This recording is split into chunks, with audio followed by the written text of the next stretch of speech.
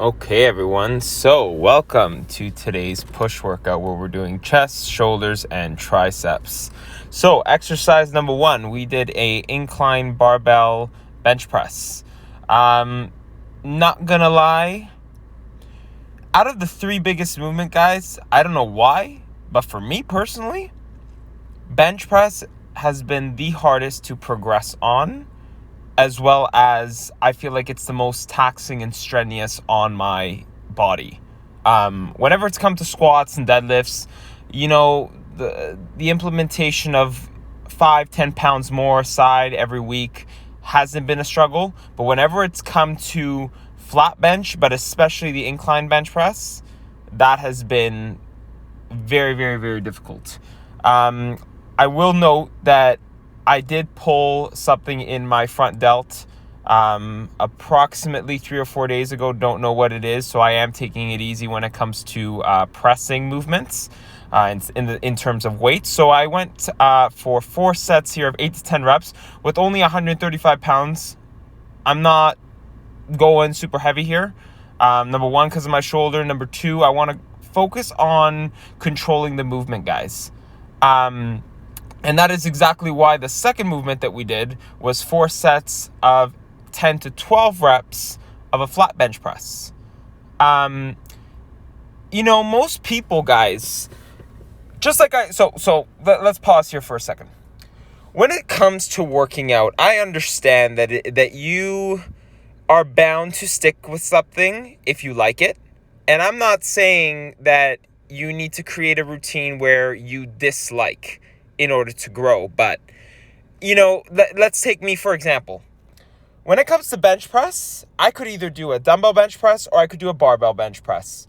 For me personally, barbell bench press is much more difficult to increase in weight aside, to increase in reps, as opposed to dumbbell pressing. I can dumbbell press 75 pounds in each hand for 4 sets of 10 reps, easy, no problem. But when it comes to bench press, I can't exceed 165 pounds for 10 reps for 4 sets. So that's why I am prioritizing the barbell bench press over dumbbell bench press. Are you going to get results with dumbbell bench pressing? Absolutely. But you're not going to get the reward of, I stuck with something that was difficult and I ended up surpassing my expectation of staying at, let's say, pressing 135 pounds my whole life. You won't. If you're bench pressing right now, currently, 135 pounds, and you are stuck there for 2 months, why would you resort to dumbbells as the easy way out? Are you going to get short-term progress when it comes to resorting to dumbbells if you can press heavier with dumbbells? Absolutely. But I want you guys to step out of your comfort zone. If you know that you have difficulty bench pressing with the barbell, stick with barbell bench press. Make sure you get a spot, but make sure that you are prioritizing that over a movement, let's say dumbbell bench press, for me at least, where it is more easy. Then we moved on to, so I've got all the difficult movements out of the way. Then I went into some fun work here. So I did 4 sets of approximately 10 to 12 reps with a slight incline dumbbell press. So again, the chest is already pre-exhausted. I jump into this movement with just 50s in each hand, and I'm telling you guys, your chest will feel like it's gonna explode literally out of your chest. And that is why, for the last 2 months, when it's come to push days, I prioritize the barbell bench press over the dumbbell bench press, and I've noticed tremendous results, especially when it comes to the upper chest region. So guys, whenever it comes to chest training, like training your chest, you have to take into account that if you want that full look to your chest, you want to prioritize training your upper chest. That is the most difficult to grow, and that is why you see in this workout here, I haven't even gotten to shoulders yet. I've already incorporated 3 incline variations of either presses or flies. So in this workout here, I did 2 incline presses followed by 1 incline fly. So again, I'm really prioritizing bringing up my upper chest. So guys, if you want to, let's say, bring up your legs, for example, right? You want to do compound movements for your legs. Squats, deadlifts, lunges. If you want to bring up your chest, you want to do compound movements for your chest. Incline bench press, incline dumbbell bench press, flat bench press. You want to always prioritize your compound movements, which means movements that are incorporating multiple muscle groups at a time, as opposed to just single muscle group exercises such as a chest fly, where it's only focusing on the chest and not building the other push, quote unquote, muscles such as your triceps and your shoulders. So that's why, you know, I'm finishing off at least the chest portion of this workout with an incline dumbbell fly variation, which I loved, by the way. 4 sets of approximately 12 to 15 reps, followed by a cable fly. Again, prioritizing the upper chest. I cannot stress it enough, guys. You know, yes, prioritize your compound movements, but make sure you're doing compound movements that make you step out of your comfort zones. So that way you build character that way, guys. You know, when it comes to working out, I want you guys to think of it as, when I put in the work, I get the reward. That goes for life in general, guys. Like, it took me literally 7 to 8 years of my life in order to make the decision to come on YouTube and share with you my journey of catch up. You know, literally catching up to the best version of myself. And in turn, I hope to help you guys out there catch up to the best versions of yourselves.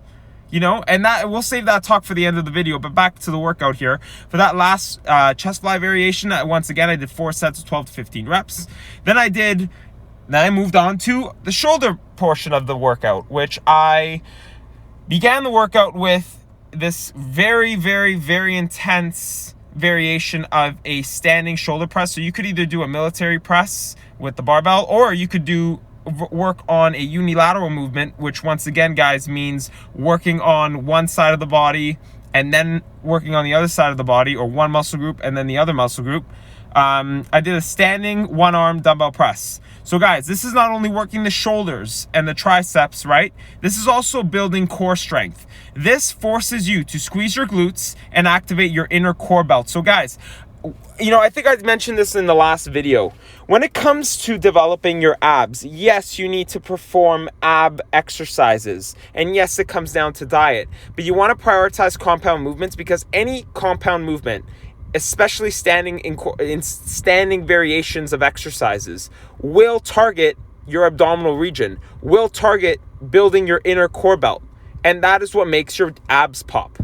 So that's why, like, I'm doing bench presses, I'm doing overhead presses, I'm doing all the movements that I can to put more strenuous resistance on my abs. And then when I go and train abs at the end of the workout, they're already pre-exhausted. They don't need, you know, half an hour to 45 minutes. All they need is a couple sets. So then, guys, what I ended up doing for my second push variation of a shoulder press was just a conventional standard seated shoulder press, which, by the way, guys, before I forget, all of my shoulder press variations, at least for at the moment, are focused on hypertrophy, so muscle building reps, which means that I'm staying anywhere between the 8 to 12 rep range. And I'm always training 4 sets. I'm always doing 4 sets of every exercise. And I'll explain more about why I believe 4 sets is like the best set range when it comes to exercises, and, you know, all of that. I will get into more detail later on. But yeah, guys, so now moving on. So now, again, I prioritized the presses, compound movements are out of the way, and I began my accessory work here with 4 sets of about 12 to 15 reps of a side lateral raise with dumbbells. Okay, guys? So the reason why I'm not keeping my elbows straight, at least when it comes to this particular movement, is because I want to make sure that I'm maintaining constant tension on my side delt, which is going to give my shoulder a big cap look. See me laughing like a little idiot. I don't even know what I was laughing at. I think I was laughing at the fact that guy said something to me about, like, I have no idea, man. All I'm saying is, yeah, I shouldn't be laughing like that. Anyways, see, I always get sidetracked for some reason.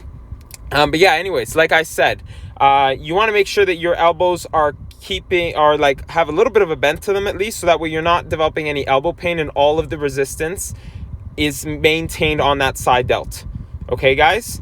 So then what I ended up doing was I did a lot of standing exercises when it came to like the flies and the presses. So now I'm going to incorporate some seated exercise just to focus on, you know, pinpointing muscles here.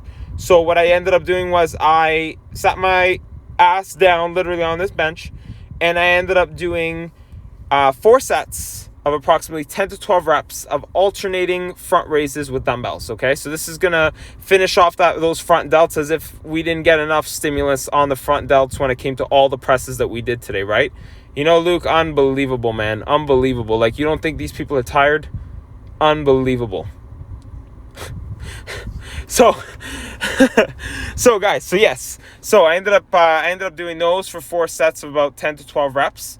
And then what I ended up doing was I performed 4 sets of 12 to 15 reps of seated side lateral raises with dumbbells. But here, I tried to keep my arms as straight as possible, especially because the weight was cut in half from the weight that we used when we were performing the standing side lateral raises. So again, guys, you know, whenever you're doing a workout, right, I want you guys to think about, you want to give all of your energy to the exercises that you believe require them. So if I'm doing a standing side lateral raise, because I'm standing and I have more support using my feet, and I can squeeze my glutes, incorporating my core a little bit more, I'm going to go heavy when I'm performing side lateral raises when I'm standing, as opposed to when I'm seated, I'm sitting down.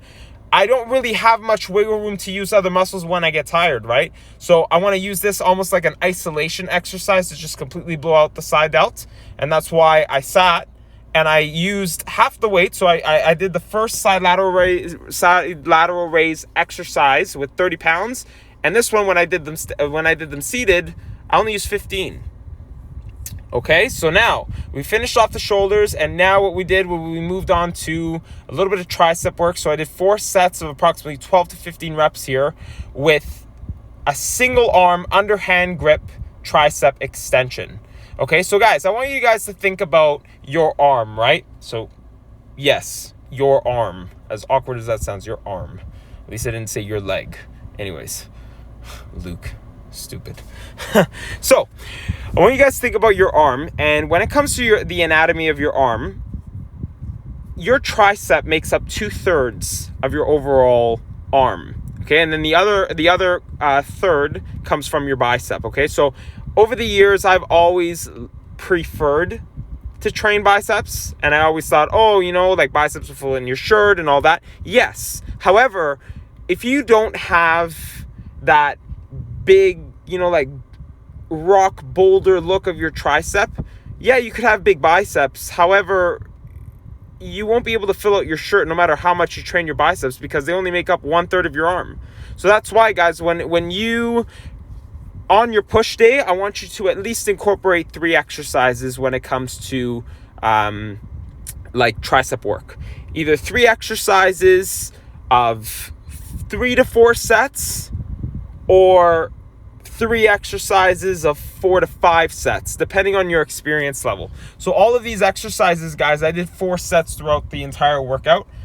So for those single arm underhand tricep cable extensions, I ended up doing 4 sets of approximately 12 to 15 reps.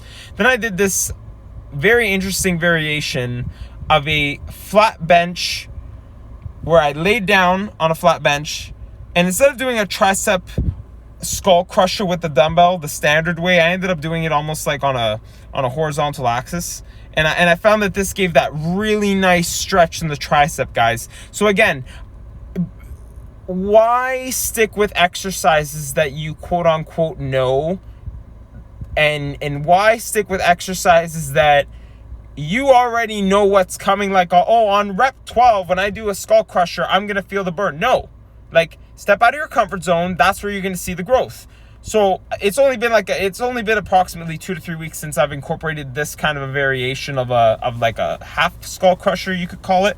And I'm telling you guys, my triceps are on fire, like on fire. And that's what I mean by step out of your comfort zone, because when you feel that new pain, quote unquote, and when you feel that new stimulants coming in, that's what's going to drive results, especially because your body's not used to it, right? And then just to finish off the workout here, guys, I finished off with 4 sets of a tricep rope pushdown, where I performed 21 reps. So this is just to completely annihilate those triceps. Any last bit of energy that you had, or, you know, let's say your triceps didn't feel fatigued, after this movement, you will feel fatigued, okay? Especially because, once again, guys, your triceps are your triceps make 2/3 of your overall arm anatomy. Okay, guys? So make sure you're prioritizing your triceps, including at the end of your workout. Doesn't matter how many pressing movements you did. I want you guys to incorporate at least 3 exercises for triceps. And that was the workout. I hope you guys enjoyed it.